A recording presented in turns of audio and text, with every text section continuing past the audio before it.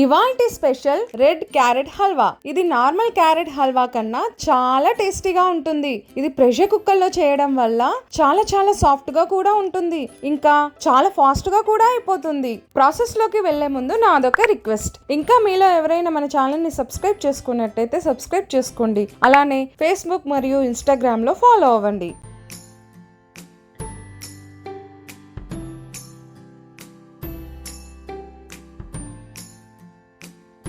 ముందుగా 1/2 kg red carrot ని peel చేసి తురిమి పెట్టుకున్నాను. ఈ రెడ్ క్యారెట్ ఈ సీజన్ లోనే దొరుకుతుంది. ఇవి చాలా టేస్టీగా కూడా ఉంటాయి. ఈ సీజన్ అయిపోయేలోపు మీరు ఖచ్చితంగా ఈ రెసిపీని ట్రై చేయండి.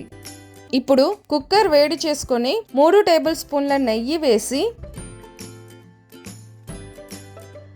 క్యారెట్ తురుము కూడా వేసి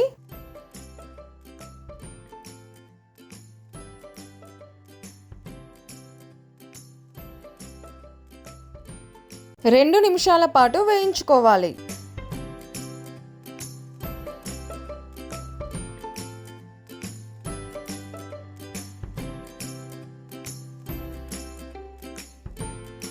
ఇప్పుడు 1/2 కప్పు నీళ్లు పోసి కుక్కర్ మూత పెట్టి 2 విజిల్స్ వచ్చే వరకు మీడియం ఫ్లేమ్ మీద ఉడికించుకోవాలి. ఆవిరి పూర్తిగా పోయిన తర్వాత మూత తీసి చూస్తే ఇది చాలా సాఫ్ట్గా ఉడికిపోయింది. దీనిలో 1 కప్పు అంటే 250 ml కాచిన చిక్కటి పాలు, 1/2 కప్పు చక్కెర, మీరు తినే స్వీట్నెస్ ని బట్టి చక్కెర అడ్జస్ట్ చేసుకోండి. దీన్ని మధ్య మధ్యలో కలుపుతూ హై ఫ్లేమ్ మీద ఇది దగ్గర పడేంత వరకు ఉడికించుకోవాలి. ఇది 5 నిమిషాల్లో దగ్గర పడిపోతుంది.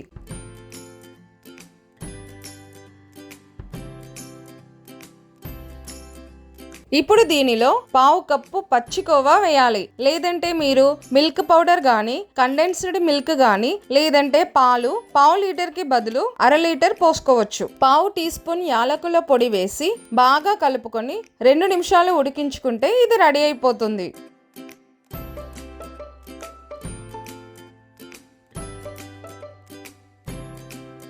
ఇప్పుడు దీనికి తాలింపు వేసుకోవాలి. మీరు విన్నది నిజమే, అదేనండి, డ్రై ఫ్రూట్స్ తో తాలింపు. దానికోసం ఒక ప్యాన్ లో 3 టేబుల్ స్పూన్ల నెయ్యి,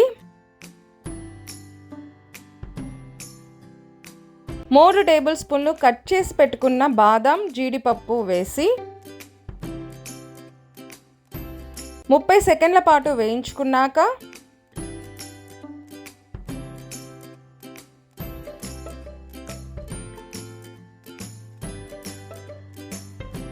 ఎండు ద్రాక్ష కూడా వేసి కలుపుకొని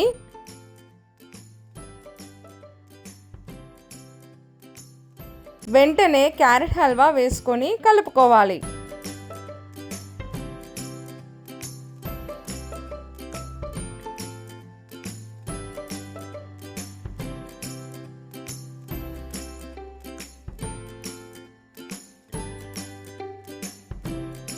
ఇప్పుడు స్టవ్ ఆఫ్ చేసి ఒక సర్వింగ్ బౌల్లోకి తీసుకోవాలి.